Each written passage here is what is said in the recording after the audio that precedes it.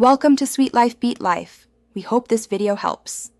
You start by identifying the port on your Apple wireless keyboard so you grab the right cable. Plug the cable into the keyboard firmly. You should feel a light click. Then connect the other end to a stable power source, your Mac, a 5V wall adapter, or a powered USB hub, because consistent current charges faster and protects the battery.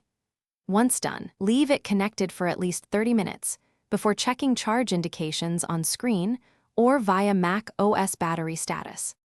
After connecting, you should monitor progress so you know when to stop charging. On a Mac, open Control Center or Bluetooth preferences to read the keyboard battery percentage. This helps you avoid overusing it while charging. Pay attention to any LED. Steady typically means charging, blinking may signal pairing or low battery, and off can mean fully charged.